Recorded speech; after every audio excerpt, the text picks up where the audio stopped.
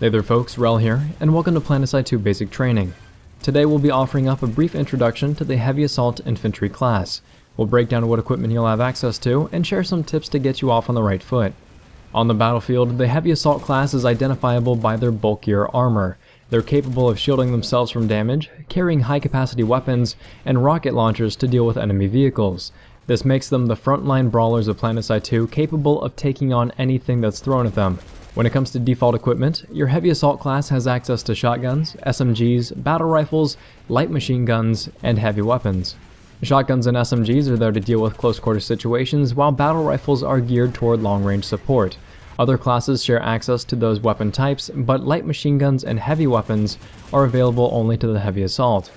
The light machine gun, or LMG, generally have longer reload times than other weapons, but they do carry some of the highest ammo capacities in the game, and they're capable of dealing high damage per bullet, even over greater distances. In addition to that, each faction has access to one type of heavy weapon. For the Vonu Sovereignty, it's the Lasher, which spits out exploding orbs of plasma. For the Terran Republic, it's the T7 mini chain gun, which has a high rate of fire after a short spin-up time. And for the new conglomerate, it's the Jackhammer, which is a shotgun with better than normal damage over distance, and also has access to a 3-round burst firing mode. By default, each Heavy Assault comes equipped with a standard dumbfire rocket launcher. These rocket launchers are excellent at dealing with enemy vehicles, and with a little bit of practice, can even be used to take on enemy air vehicles that stray too close. Beyond the standard dumbfire, you'll also be able to unlock rocket launchers that lock on to enemy aircraft or ground vehicles, and you'll also have access to a faction-specific rocket launcher. For the Vonu Sovereignty, that'd be the Lancer, which has a lower damage output but pinpoint accuracy over great distances. For the Terran Republic, it's the Striker, which has multiple rockets in a single magazine and can home in on aircraft when the rockets get close enough. And for the new conglomerate, it's the Phoenix rocket launcher, which fires off a hard-hitting TV-guided rocket that you can control over a limited distance. When it comes to defense, the Heavy Assault can activate a secondary shield which protects them from incoming damage. By default, you have access to both the Nanite Mesh Generator and the Resist Shield. Your Nanite Mesh Generator stops a specific amount of damage before failing, but the Resist Shield will instead mitigate partial amounts of damage as it comes to you, and it has a more frequent uptime. Later, you'll be able to unlock the Adrenaline Shield, which functions much like the Nanite Mesh Generator, but it'll regenerate some of your shields if you kill an enemy. Speaking of unlocks, the Heavy Assault has access to a handful of grenade and utility options. When it comes to grenades, you'll be able to unlock the Concussion Grenades, which disorient and slow enemies upon detonation, and you'll have access to anti-vehicle grenades, which can magnetize to enemy vehicles and max units before exploding and dealing damage.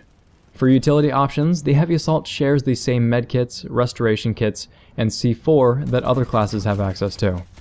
Medical kits and restoration kits will restore health when used, while C4 is a remote detonated explosive, capable of dealing high damage to enemy vehicles and infantry. As far as progression goes, when you're just getting into the Heavy Assault class, it might be worthwhile to increase the rank of your Nanite Mesh Generator, and that'll increase its regeneration rate. On top of that, your first ground-to-air lock-on launcher may be purchased for 100 certifications, which is important for keeping the skies clear. If you're interested in a longer breakdown of where you can invest your certification points, there's a guide linked in the video description for you. Before we sign off and get you soaking up all the bullets, let's hear some helpful advice from veteran Heavy Assaults throughout the community. Paradicore says, always let your shields recover before you go into engagements. You can think of shields as 50% of your health that regenerates. That's good advice for all classes, especially when you're newer to the game.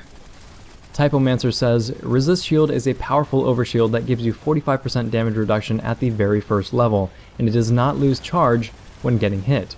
You can combine it with an advanced shield capacitor to have an immense amount of survivability in many situations, but you need to use it preemptively, so switch it on when you're going into a defended point, or if you start laying down suppressive fire and are poking out from cover.